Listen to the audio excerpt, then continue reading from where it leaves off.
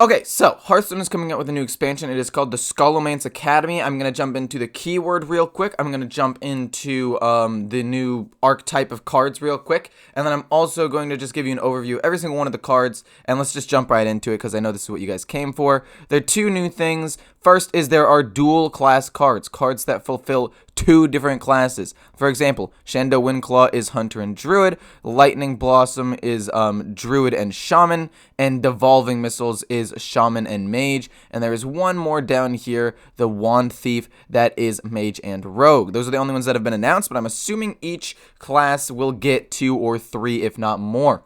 Then the next is a keyword called Spell Burst, and it's similar to Battle Cry in the sense that it only activates one time and it won't activate again.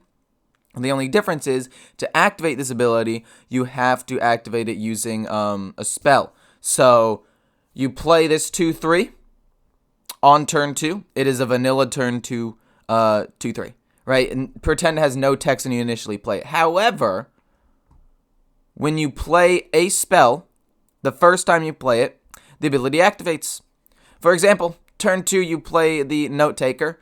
Turn 3 you play Lightning Storm. That was supposed to be a 3, sorry. Turn 3 you play Lightning Storm. Lightning Storm returns to your hand. But if you play Lightning Storm again after that, it will not, because it only happens the first time. It specifically says here, it is not like Wild Pyromancer that'll keep activating. It's specifically just one time, similar to how Battle Cry is one time activated ability, but this one's activated not by playing it, but by playing a spell while this is on the board. So let's just jump into all the cards. Shindo Wild Claw. Choose one, give beasts in your deck +1/+1, or transform into a copy of a friendly beast. I think that this is extraordinarily good. Holy God, this is going to be insane. You know, what was his name again? The prince that gave everything +1/+1. Oh my gosh, I can't remember it. But if he's the only 2-drop, that's basically this, but for 2 different classes instead of everything. And it doesn't have to meet any special requirements.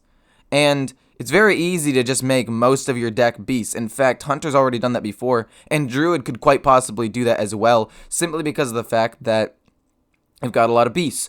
Or you can transform into a copy of a friendly beast. So for example, turn 10, Winged Guardian and the Shindo Wild Claw for 2 Winged Guardians, because Winged Guardian is beast, and you can target that with a Battle Cry. So honestly, this card looks really strong just right out of the gate. Am I happy that Hunter is getting some love? Absolutely. Do I think Hunter's already a top tier class? Yeah. Is Druid already a top tier class? Yeah. So this, as one of the first legendaries that's being announced, I am already scared that they're going to be even more powerful. But that being said, they will shift the style of play for Druid, at least. And for Hunter, it'll also shift a little bit, or it'll cause other decks like Highlander Hunter or like the Face Hunter to run more beasts as opposed to like Death Rattle minions or a variety of other minions. So if anything, this will bring back at least Hunter a little bit to his roots of beast synergy, which I am personally quite excited for. And Druid, it'll push a new archetype, which will be a lot more interactive than Spell Druid. Overall, I think this card's like a 4.5 out of 5. It's very, very, very, very strong looking, and yeah. Well, maybe 4. I don't know. I haven't really looked at all the other cards yet, so I can't really judge it. But, like, initially, it's a 4.5. But depending on what the other cards are and cards in the future are, I might put this down to, like, a 4. Lightning Blossom. 0 mana. Gain 2 mana crystals this turn only. Overload 2. I really, really like this card. I think it's very balanced because of the fact that the Overload exists the next turn. It's actually a lot to play around. It does up your tempo, but it slows you down the next turn. Is this a problem for Spell Druid? Because now you get to play this for 0 mana to generate 2 mana, which allows you to play more spells to use the Mount Stellar with. Oh my god, wait. Now that I'm thinking about it, that's a huge problem. Oh no, this is going to be so strong in that deck. But not important. Point is, I think that the card overall, other than that little exploit, is actually balanced. I don't really like 0-cost spells in general. They feel like they have no punishment. But slowing down the next turn can be pretty decent, especially if, like, say you play something and the opponent has a really, really good response to it, and then is able to generate some tempo off of that.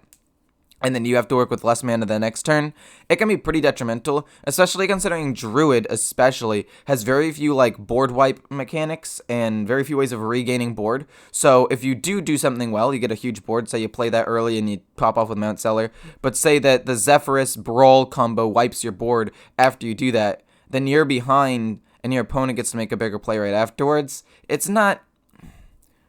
I'd say it's fairly balanced. I'd say that this card's probably, because of the fact that Spell Druid exists, I could see this card being like a 4, but not taking into consideration Spell Druid, probably a 3.5.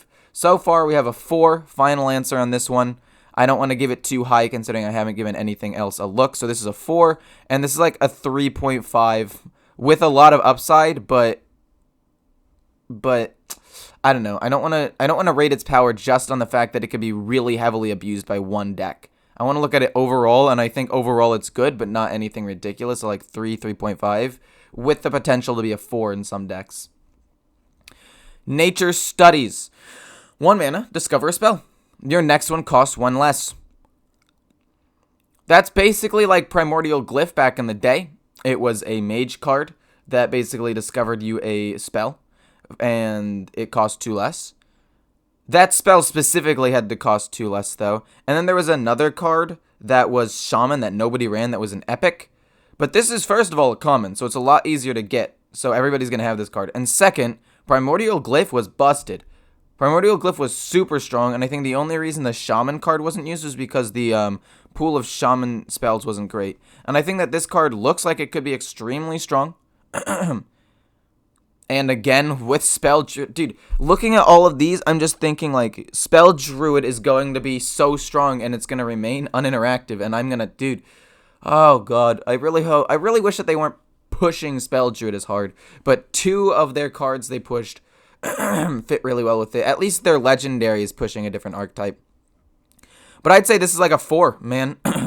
Card advantage. So you're able to discover a spell, and it's going to pretty much always be better than this 1 mana card. It's just a filler spot, and it's not even like you're losing mana, because the next spell you cost is 1. So it's not necessarily a card you want to play on turn 1. You just want to play this card if you want to play something else on the same turn, and it generates you some resources. And it's very flexible. I think this card is extremely strong. The only thing that weakens it is the fact that Druid spells aren't amazing, but depending on what they release, first of all, there's some more dual class things, which I think will be included in this. And it also doesn't, no, I'm pretty sure that it would have to be Druid spells. It doesn't specify Druid spells, but I'm assuming it's Discover a Spell, which would be a Druid spell. But if it's any spell, that would just be too much RNG, so I would hate to see that. I really hope that it's just Druid-based cards. If it is just Druid-based cards, then I see this card being somewhat weaker. If it's literally any card, holy God, that's going to be insane. But I'm pretty sure it's not. Like, if it is somehow... No. Discover a Spell would definitely be only for this class. There's no way that it would be enough for other classes. The only reason I'm confused is because a couple of times there have been, like, specifications like Discover a Mage spell, like, for Calicos. But I guess that's only because, like, he's a dragon that can be randomly generated, so they wanted to specify that, whereas this, they don't really do that. So, point is, this card's probably, like, a 4... maybe a 3.5 if the Druid spells don't really see much love. But if you get this card, it'll be definitely a really good card to run, especially in Spell Druid. Devolving Missiles. Shoot 3 missiles at random enemy minions that transform them into costs that are 1 less. Well, that's interesting. That's significantly better than Arcane Missiles. Holy crap! What? There's no way that's allowed. That's so strong. Basically, if they only have 1 minion on the board, you just murder their stats. Or if they have a couple that are like all 3 drops, the difference of a 3 and a 2 drop is usually pretty big. Like, sure, they can high roll sometimes, and you're like, oh darn, I just gave him a Millhouse Mana Storm. But like, this is so strong for 1 mana. Even if it hits 3 different things and gives each one on average like -1 health, but other than that, the stats remain the same, it's still just as good as Arcane Missiles. And most of the time, it'll do more damage to the stats than that. This card is really, really good. Maybe I'm thinking it's a bit more busted than it actually is, but this is definitely like a easy 4. Easy 4, maybe 4.5. This is insane. This is insane. This makes me look at this one cost spell and make this like a 3.5. Now that I'm looking at all this stuff. This is, so okay, let's run over the numbers. We have a 4. We have a 3, 3.5 somewhere in there. 3, 3.5 somewhere in there. Definite 4, maybe 4.5. This is going to be insane. This is going to be crazy strong. And like, sure, sometimes if you're playing in some classes that like cheese out bigger minions, like a warrior or whatever with the 5/8, or shaman with the Mogu, whatever it's called, the rush that's a 9 mana. Sure, technically, you could low roll occasionally, but for the most part, this card is going to just be a huge stat debuff. It can also potentially get rid of taunts, which is huge. The only issue is it's a totally random card again, which I do not like because I don't like having there be so much RNG in the game. I like some, but I don't like this much. God, that's going to be a wild card. Not a wild card like the set, but you know what I mean. Wand Thief. Discover a mage spell for 1 mana, 1 mana, 1/2. It's pretty solid overall. Going to be running 2 different classes. It's a 1-drop, so, you know, mage is missing a lot of 1-drop minions. Easily run in there, and rogue just to gain a little bit of tempo. I could see this card definitely being run. I don't think it's anything like busted, but I think it's high value. And I think that it's a very, very just strong card in general. So I'm going to say that this card's like nothing special or out of the ordinary, but it is solid and will see a lot of play, so it's probably about a 3.5. Like, definitely but better than average. Definitely played in a lot of mage and rogue decks. But, like, I wouldn't necessarily rate the Pharaoh Cat like a 4.5 or whatever, a 4, because it's run in every deck. It's still just like a meh card that relies on a little bit of RNG to get you good value, but it is still run in all rogue decks, and that's basically where Wand Thief is. This is a pretty quick one. This is easy 3.5, just a very standard, typical 1-drop with some good plus. Goody 2 shields. This is the first spell burst card that we're seeing. So spell burst again, if you play a spell in the same, or if you play a spell at any point, this ability activates, but it can only activate once. So it's a 3 mana, 4/2 divine shield, which is already extremely strong. But with the spell burst to gain divine shield again, this card is extremely strong. There are a lot of, like, cheap paladin spells. In fact, I could see, like, Secret Paladin potentially working with this if there are, like, you want to combo this with some cheap spells or trade in and then activate a new spell with a secret or something like that. Especially with, like, Redemption that'll revive this thing and then give it Divine Shield. And I don't know how the revive works, but I'm assuming that if it dies and re-enters the battlefield, it can spell burst again because it's different from, like, a battle cry. I'm going to have to reread the keyword for the spell burst, but if that works with Redemption, I could see spell or Secret Paladin maybe being at least somewhat decent. But overall, it's a really good 3-drop. If you look at pure Paladin, the 3-drops are kind of lackluster. You have the 2/3 Dragon, and if you just look at turn 3 plays in general, I'm loading up my Hearthstone deck checker to see if I can find the deck. But you have the 2/3 Dragon, which is decent. But then that's literally your only, like, 3-drop. I guess you also have the Murloc weapon that generates you value, but it doesn't really feel like it fits the deck super well. And then you have Dragon Rider Tularitha. That's 1, 2. Call to Adventure is a bit slow, but these are really to just generate resources. I would run this card over several of these for the 3-drop spot. Or I might just run it over some of these 2-drops or some of these other things to have a more solid 3-drop turn. Because I think turn 3 is one of the most important turns in the entire game.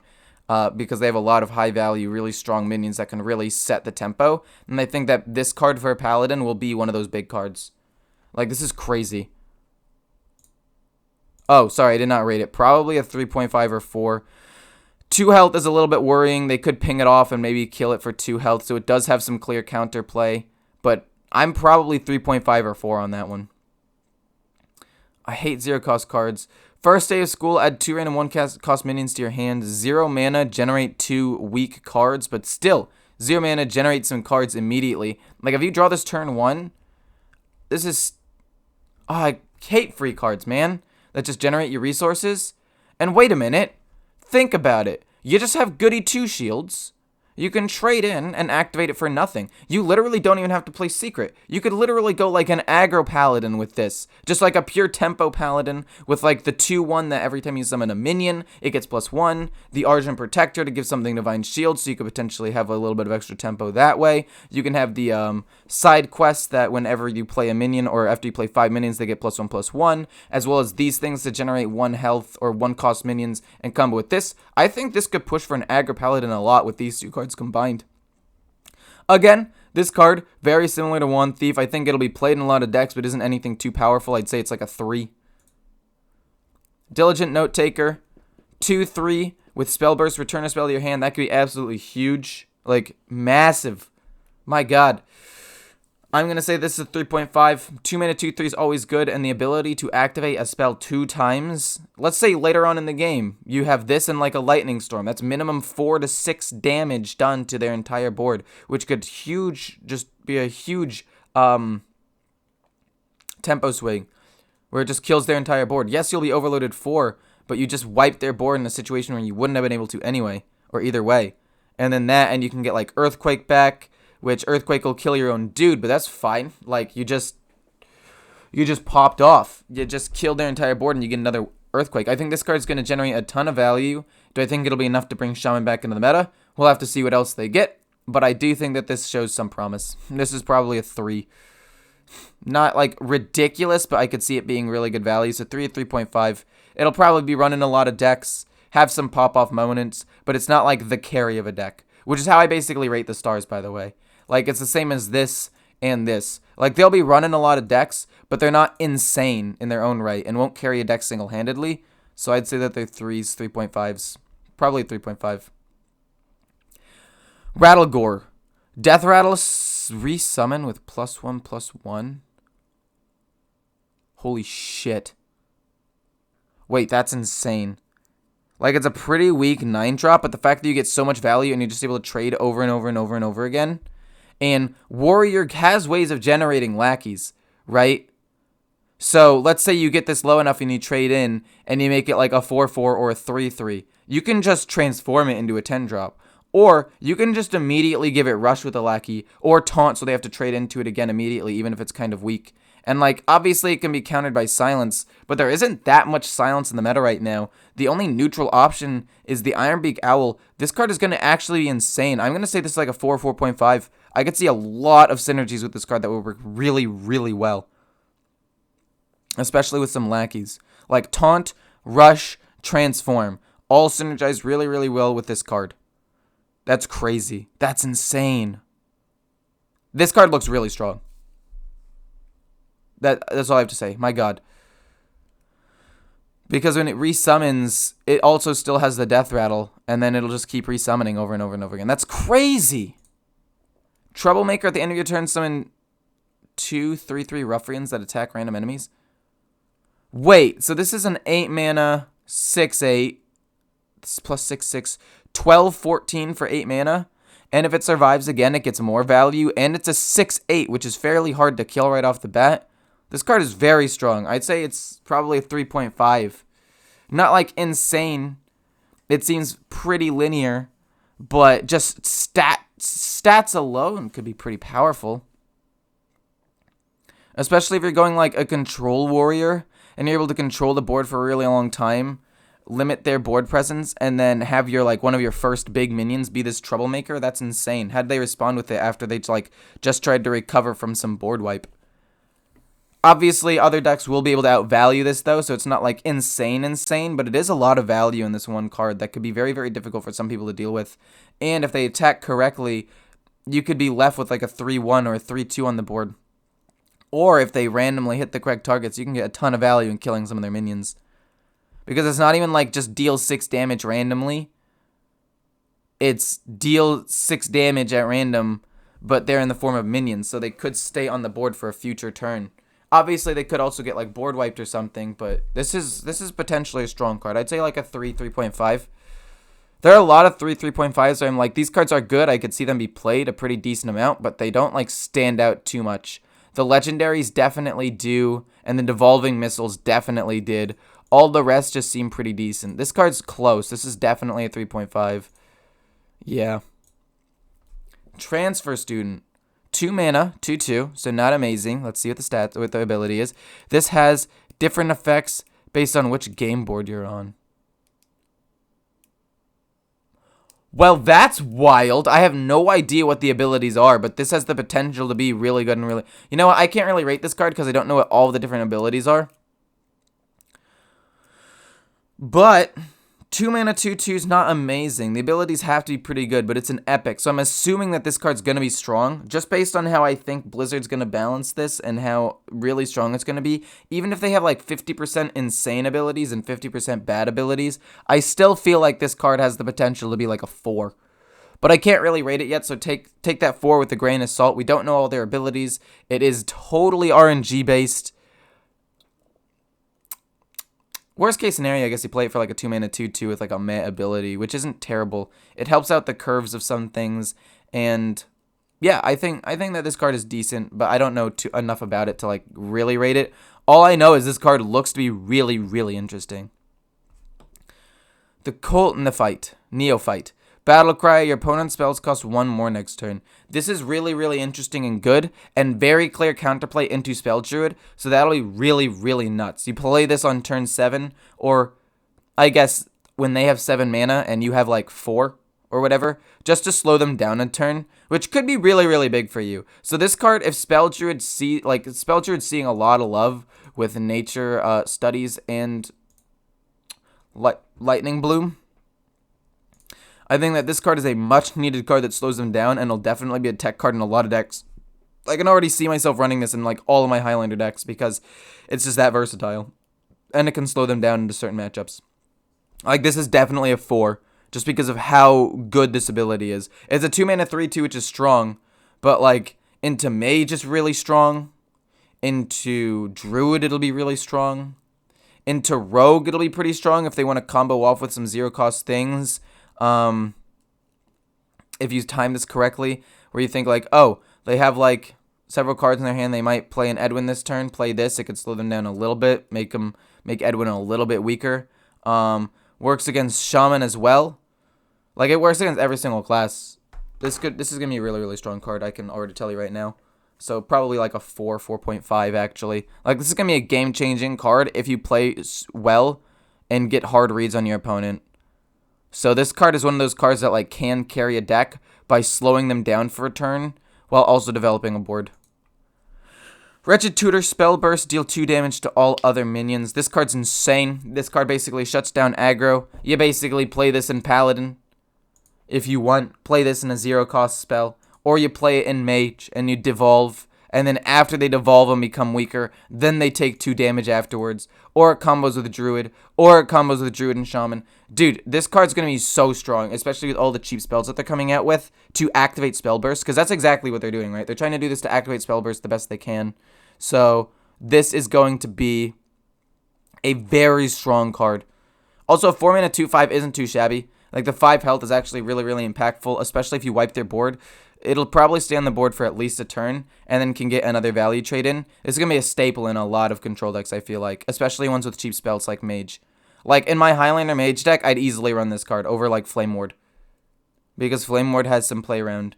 Or even, like, the 3 mana Dormant minion that stays dormant for a couple of turns and is fairly easy to play around. I'd just play the Wretched Tutor. Play that in Ray of Frost, or play that in Play that in Devolving Missiles, and also a lot of other decks could probably use it.